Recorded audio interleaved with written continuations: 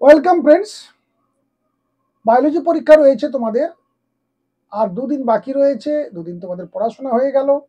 সেই কারণেই আজকে তোমাদের আমি সেই 5 মার্কের প্রশ্নগুলো জানিয়ে দেওয়ার জন্য ভিডিওতে এলাম। প্রশ্নগুলো যেগুলো এবছর ভীষণ ইম্পর্টেন্ট, যেগুলো তোমাদের বারবার দেখতে হবে। ছবিগুলো ভালো করে প্র্যাকটিস করবে, ছবির সঙ্গে লেখাটা থাকবে, কারণ শুধু ছবি তোমাদের থাকে না, ছবিটা থাকে তার সঙ্গে ডেসক্রিপশন থাকে। তো সেই ছবিগুলো কিন্তু সুন্দর করতে হবে, নাহলে কিন্তু ফুল মার্কস পাবে না। তো সেই কারণে 5 মার্কের যে প্রশ্ন, যেটা তোমাদের ভীষণ টেনশন থাকে, সেই টেনশনের কারণেই মূলত এই ভিডিও দেখে নাও কোন কোন প্রশ্ন এবছর তোমাদের জন্য ভীষণ ভীষণ ইম্পর্টেন্ট। দেখে নিয়ে এসো কি রয়েছে। সপুষ্পক উদ্ভিদের ইতর পরাগযোগের কৌশল। দেখো কিছু তোমাদের প্রশ্ন দেখো কালো কালি রয়েছে, কিছু রয়েছে ব্লু কালিতে। যেগুলো ব্লু কালি সেগুলো একটু বেশি ইম্পর্টেন্ট, সেগুলো অতি অবশ্যই দেখবে। আর বাকিগুলো পড়বে, নিশ্চয়ই পড়া হয়ে গেছে। সেই জন্য আমি দুটো দিন অপেক্ষা করছিলাম যাতে তোমাদের বইটা পড়া শেষ হয়, তারপরে আমি দেব, যাতে তোমাদের বুঝতে বা পড়তে আর একবার দুবার পড়ে নিলে বিষয়টা একেবারে রপ্ত হয়ে যাবে। বায়ু পরাগী, জল পরাগী, পতঙ্গ পরাগী উদ্ভিদ কাকে বলে, সঙ্গে অবশ্যই উদাহরণ পড়বে। সপুষ্পক উদ্ভিদের দ্বিনিষেক প্রক্রিয়া, এটা চিত্র সহ বর্ণনা করো। আর চিহ্নিত চিত্র সহ শুক্রাশয়ের গঠন, এটা ভীষণ ইম্পর্টেন্ট, হয়তো পড়েই গেছে দেখবে। সেই সঙ্গে ডিম্বাশয়েরও কলাস্থানিক গঠন দেখবে, তবে তার মধ্যে ইম্পর্টেন্টটা বেশি রয়েছে বলছে শুক্রাশয়। অথবা গ্রাফিয়ান ফলিকারের আণুবীক্ষণিক গঠন। রজচক্রের বিভিন্ন দশায় জরায়ুগাত্রের যে পরিবর্তন, এটা এবছর কিন্তু ভীষণ ইম্পর্টেন্ট।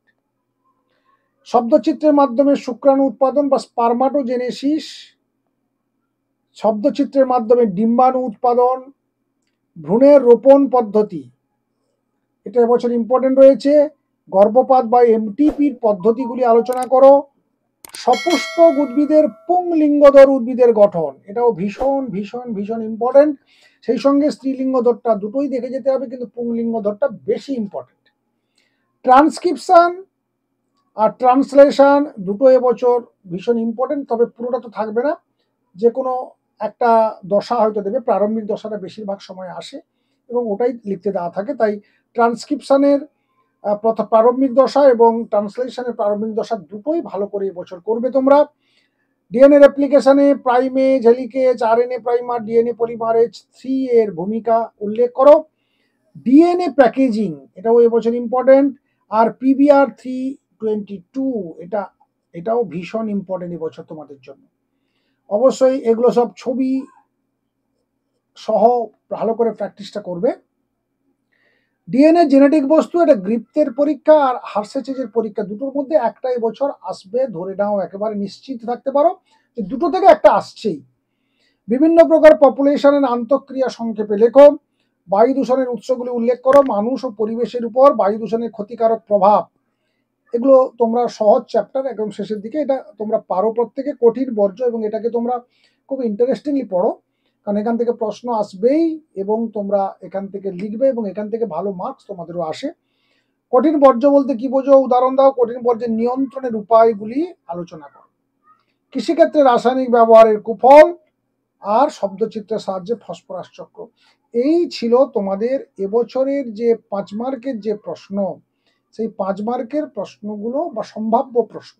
অর্থাৎ এই প্রশ্নগুলো তোমরা যদি করে যাও, একদম 100% শিওর থাকতে পারো যে তোমরা লং প্রশ্নগুলো পেয়ে যাবে।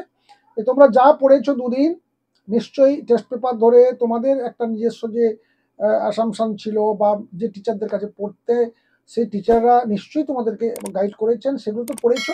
সঙ্গে দেখো এগুলো পড়ে, এগুলোর মধ্যেই হয়তো আছে। যদি দুই একটা প্রশ্ন বাড়তি থাকে তাহলে সেগুলোকে দেখে যাও, যেগুলো এই মুহূর্তে পড়লাম। ওকে, পরীক্ষা অবশ্যই তোমাদের ভালো হোক, শুভকামনা, শুভেচ্ছা থাকলো। নেক্সট ভিডিওতে আবার তোমাদের সঙ্গে দেখা হচ্ছে। Thank you.